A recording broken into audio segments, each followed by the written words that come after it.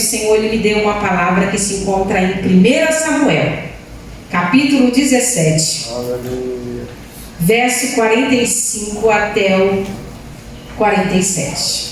Texto bastante conhecido. Davi respondeu ao filisteu: você vem a mim como espada, uma lança, um dardo, mas eu vou enfrentá-lo em nome do Senhor dos Exércitos, o Deus de Israel, que você desafiou. Hoje o Senhor entregará você nas minhas mãos. Eu o matarei e cortarei a sua cabeça. Então darei aos cadáveres de seus homens as aves e os animais selvagens, e o mundo todo saberá que há Deus em Israel. Aleluia. E todos que estão aqui reunidos saberão que o Senhor salva o seu povo, mas não com espada, nem com lança. A batalha é do Senhor, e Ele entregará você nas nossas mãos. Quando nós olhamos para dentro desse texto, nós vemos um cenário de guerra, aonde o exército de Israel estava recuando, estava amedrontado, estava temeroso, se acovardando. Nesse contexto, Saul, que estava à frente liderando, já havia sido rejeitado pelo Senhor. Ele estava reinando, estava com as suas vestimentas descuidadas, mas a presença de Deus, o Espírito Santo, já não estava mais sobre a vida de Saul.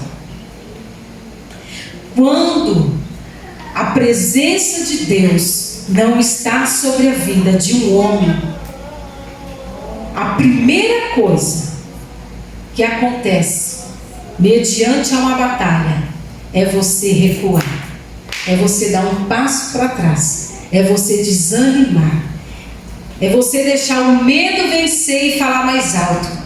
Foi isso que aconteceu naquele cenário.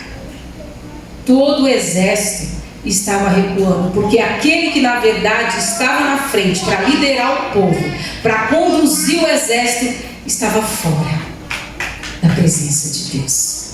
O pecado nos afasta de Deus, a desobediência nos afasta de Deus. Nesse cenário, Saul estava com a coroa, estava como rei, mas sem a presença. E Davi, naquele contexto, já havia sido ungido. 1 Samuel capítulo 16, Deus havia dado ordem para o profeta ir até a casa de Jessé, para ungir um dos seus filhos. Todos nós conhecemos o contexto. E Davi é levantado. E naquele momento, mesmo Davi não sendo reconhecido ainda diante dos seus irmãos, a unção estava sobre ele, o governo estava sobre ele, mas ele ainda não havia sido reconhecido diante do povo. E agora o seu pai dá uma ordem para Davi, dizendo para que ele viesse alimentar os seus irmãos na batalha e ver o que estava acontecendo lá e trazer notícias. E Davi obedece.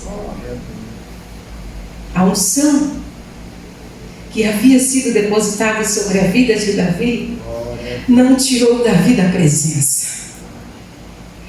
O reinado que estava sobre a vida de Davi, mesmo ainda com Saul reinando, não tirou Davi da presença. Porque na verdade, algumas pessoas costumam dizer que é conhecer uma pessoa dê poder para ele. O problema não está no poder. O problema é onde está o nosso coração, aonde nós temos colocado o nosso coração. Quando o Senhor nos honra, quando o Senhor nos coloca em lugares altos, aonde está o nosso coração? Então o problema não está no poder, o problema está na maneira que a gente administra o poder que Deus coloca nas nossas mãos. Davi estava com a unção de Deus sobre a vida dele, e quando o pai dele deu uma ordem para ir olhar os seus irmãos, ele disse: sim, Sim, meu pai, eu vou. E chegando na batalha, um dos seus irmãos, chamado Eliabe, questiona Davi. Questiona o seu caráter, dizendo: o que fazes aqui? Qual é a tua presunção? E naquele momento, oh, aleluia, coisa linda é quando a nossa identidade ela está alinhada com os céus. As críticas vêm para provar quem somos em Deus, para mostrar na verdade se o nosso caráter, a nossa identidade está alinhada em Deus. Naquele momento, Davi não desceu ao confronto. Davi continuou fazendo o que o pai mandou fazer. Davi não se preocupou, Davi não permitiu, não saiu do foco, do propósito que ele estava fazendo naquele lugar. Simplesmente ele respondeu: não. E naquele momento, ele fica sabendo do que estava acontecendo ali, que o exército, o povo de Deus estava recuando. E ele entende uma coisa. Ele entende um princípio que nós não podemos se esquecer jamais.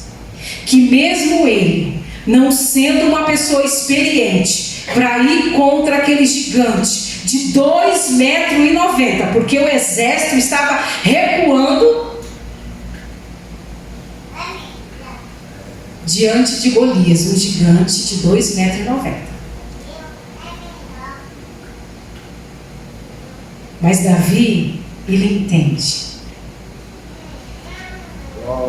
que na verdade ele não venceria aquele gigante com a força do seu braço. Ele venceria aquele gigante entendendo o caminho da dependência. Presta atenção, ninguém cai de paraquedas em lugar nenhum quando é Deus que abre a porta para cumprir o propósito dele. Davi já havia sido treinado pelo Senhor, cuidando das ovelhas do seu pai. E é isso que ele menciona naquele momento. Ele traz à memória as experiências que ele teve com Deus. Ele entende que mediante aquele cenário, e que é óbvio que o maior vence o menor, pelo menos, né? De acordo com a lógica. Mas Deus não trabalha na lógica. Naquele momento, Davi, ele entende, ele acredita, porque ele já havia sido treinado pelo Senhor cuidando das ovelhas do seu pai. E ele se posiciona, ele se prontifica dizendo: eu vou. Eu vou porque na verdade eu estou indo por causa do pai. Eu estou indo porque eu sei quem me preparou, quem me treinou, quem me forjou, quem me lapidou. Aleluia, glória a Deus. E Davi naquele momento ele entende que não era através da força dele. Ele estava indo no nome do Senhor. Nós precisamos entender que as nossas guerras, quem guerreia é o Senhor. Nós só se posicionamos no mundo espiritual, mas quem vai descer, quem vai guerrear, quem vai trabalhar em nosso favor é o Senhor. A Bíblia vai dizer que nessa peleja não tereis que pelejar. Parar e estar em pé e vede a salvação do Senhor. Aleluia. Se a guerra é de Deus, se é Deus que peleja por nós, por que que no momento da guerra a gente quer recuar? Por que que no momento da guerra nós queremos desistir, baixar a guarda? Davi entendeu: eu estou indo por causa dele, não tem a ver comigo, tem a ver com ele. A força não vem de mim, vem do Senhor. A primeira coisa que nós aprendemos dentro desse texto é a dependência do Senhor. Aleluia. Precisamos depender do Senhor. A primeira lição que nós precisamos aplicar em nossas vidas é que dependência em Cristo continua sendo a única opção para nós que servimos a Ele. Independência é morte. Quando nós queremos fazer com a força do nosso braço, quando nós queremos confiar no nosso preparo, porque aqueles homens, na verdade, eles estavam confiando neles. Quando eles olharam para eles e viram o gigante, é óbvio que eles não iam vencer. Davi, ele entendeu isso. Olha, eu estou na dependência. Eu sei quem foi que me forjou. E ele chega a mencionar isso. Quando eu estava lá, cuidando das ovelhas do meu pai, vinha o leão e o urso, e eu tirava da boca do leão e do urso e matava. Porque na verdade o Senhor me livrou do leão e do urso. E esse mesmo Senhor que me livrou quando eu estava lá, é o mesmo leão que vai livrar aqui. Mas quando Davi, ele se prontifica, ele se posiciona dizendo: eu vou, Saul duvida. Até eu e você duvidaria, né? Mesmo com a presença. Porque é óbvio que um menino não vai vencer uma batalha sem experiência. Até eu e você. Sabe qual é o nosso problema? É que a gente acha que Deus, ele vai trabalhar de acordo com a lógica, a gente fica preso a isso. É por fé e não por vista. A gente fica preso a essas coisas. Não faz sentido. Você vai perder. Eu sou homem de guerra e eu tenho experiência. Presta atenção, Davi. O que você está querendo fazer? Você vai morrer, menino. E Davi, ele diz: sim, eu estou indo porque eu sei quem me ensinou, quem me usou quando eu estava cuidando das ovelhas ainda do meu pai. Eu sei o que Deus fez em mim, através de mim, quando eu ainda estava no pasto. Eu sei as experiências que eu tive com Deus. Eu sei quem eu sou no Senhor, um cordeiro. Mas quando eu deixo Ele governar a minha vida, eu me torno no leão. Não que nós sejamos como o Senhor, mas Paulo vai dizer: sede meus imitadores, como eu sou de Cristo. Presta atenção, Cristo continua sendo a nossa referência. Aleluia. Glória a Deus. Glória a Deus. E Davi, ele vai. E Saul, mesmo duvidando, ele diz: eu vou mesmo assim. Eu sei quem está comigo. E como se não bastasse, Saul olha para Davi e diz: então tá bom, você quer continuar insistindo com esse negócio? Então agora coloca as minhas vestimentas, a minha armadura. E a Bíblia vai dizer que Davi, ele coloca. Davi, ele coloca. E quando ele coloca as vestimentas de Saul, as armaduras de Saul, a Bíblia vai dizer que ele começa a andar com dificuldade. Porque não servia para ele. Não servia. Sabe o que eu aprendo aqui? Que Deus vai usar você com aquilo que Ele te entregou. Ah, Deus, mas o Senhor me usa no ministério da intercessão. Talvez o Senhor também, lógico que Deus, Ele pode fazer isso. Deus, Ele pode, mas eu estou citando exemplos. Talvez o Senhor queira me usar também para palestrar, para ministrar a palavra. O Senhor me usa. Eu não sei como que fala aqui, lá a gente fala cantina, né? Na cantina da igreja. O Senhor me usa por detrás dos bastidores. O Senhor me usa para liderar as irmãs. O Senhor me usa para liderar a Mini-Brac. Talvez eu possa ir um pouquinho mais adiante. É lógico que Deus, Ele pode fazer isso. Mas nós precisamos entender a nossa função no corpo. Nós precisamos entender para que fomos chamados e da maneira que Deus, Ele quer nos usar. Nós não podemos se perder nisso. Nós não podemos fazer comparação. O que é teu. A maneira que Deus, Ele quer te usar é única. Se Deus falou que vai ser como uma fonte e 5 pedras, é como uma fonte e 5 pedras.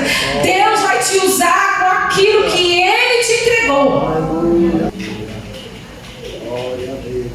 Não coloque as vestimentas de Saul. Não use as armas que Deus não tem para você.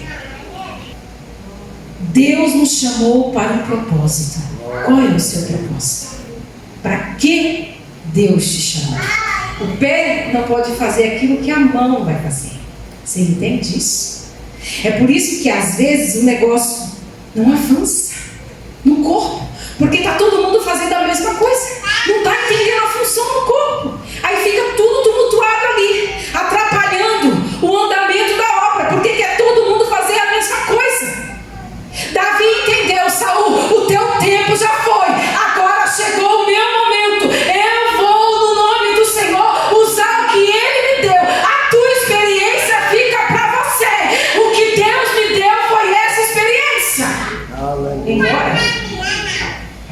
seguir como exemplo Saul nas escolhas que ele fez e não fazer o mesmo. Dependência. Aleluia. Fique na dependência. Não saia desse lugar. Entenda que você é alguma coisa por causa dele. Aleluia, Jesus. A dependência no Senhor.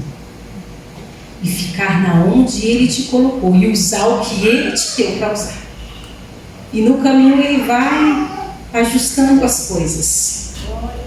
Terceira coisa que eu aprendo dentro desse texto é que além da dependência, além de nós usarmos o que Deus entregou nas nossas mãos, a terceira coisa que nós, olhando para dentro desse texto, nós aprendemos é que a presença de Deus, ela precisa ser o suficiente.